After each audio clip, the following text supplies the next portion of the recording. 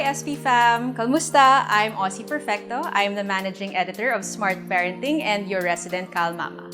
Join me as we learn together and embrace the different stages of motherhood from pregnancy to parenting.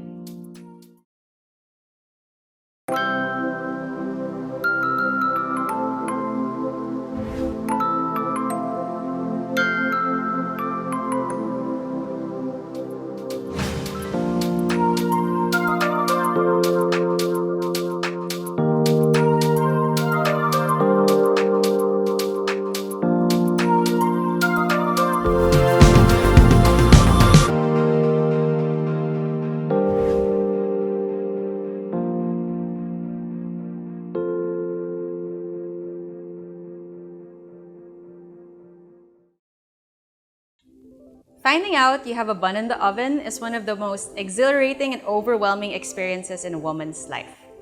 My husband and I were really trying to conceive, so every time it was almost time for me to get my period, I would take a pregnancy test.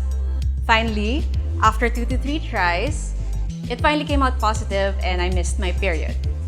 Even though we were so excited and we were preparing for this moment, we didn't know what to do next.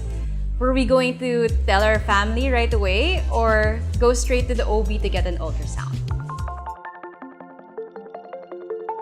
Anxious to know if you're pregnant? Let's find out from OB-GYN Dr. Sharon Mendoza about the different pregnancy symptoms so we can be positively sure. So the initial parang symptom nila or sign is na-delay yung menstruation, and they would usually do a pregnancy test at home. So they come to us to confirm kung positive talaga sila. At the same time, they would also experience some signs na parang dadat na ng period, like may konting discomfort sa puson, tenderness ng breast, or parang nauseated, nasusuka pero hindi natutuloy. So some would think na parang magme-mens pa pero hindi na dumating. Minsan yung iba nagsispotting, madaling mapagod, or nagkakaroon ng mood changes, and yung iba skin, no, nagkakaroon ng mga acne breakouts.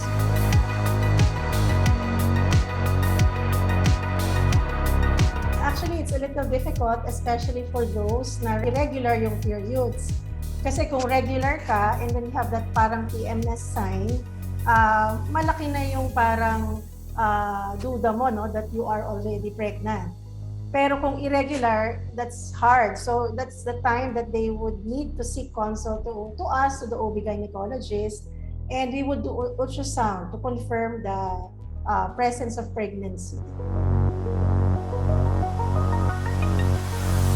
Kasi the moment that you know that you're pregnant, either delay ka, or may signs ka, or nag-positive yung pregnancy test mo, kailangan mo na kaagad magpatingin to confirm and to check yung status ng pregnancy.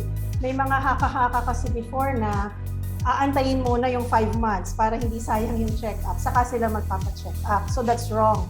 It's very important to have an ultrasound early on to check if your baby is alive, is it single or twins, and are you correct in counting the weeks of the pregnancy, because this will matter for you to know when your real due date is. We have to remember that pregnancy should always be a happy event. So once you know that you're pregnant or think that you're pregnant, it's very important that you seek consult to the nearest health provider that you have. So it can be an OB-GYN, it can be a midwife, it can be a nurse, so that she can already advise you what's the next step to do. It's very important that you eat healthy, balanced diet, and try to avoid junk food.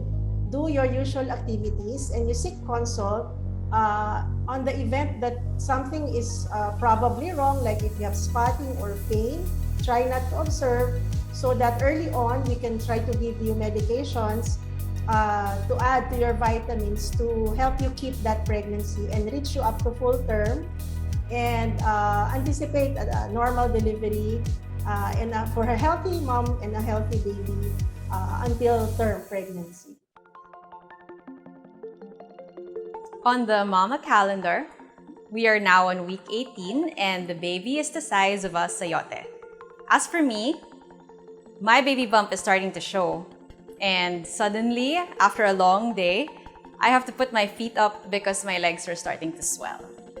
Want to know more about your baby's development in the womb? Subscribe to Smart Parenting's Pregnancy Tracker so that you can track your baby and your pregnancy week by week. For today's Kal Mantra, my body is accepting my baby and my pregnancy will be just fine.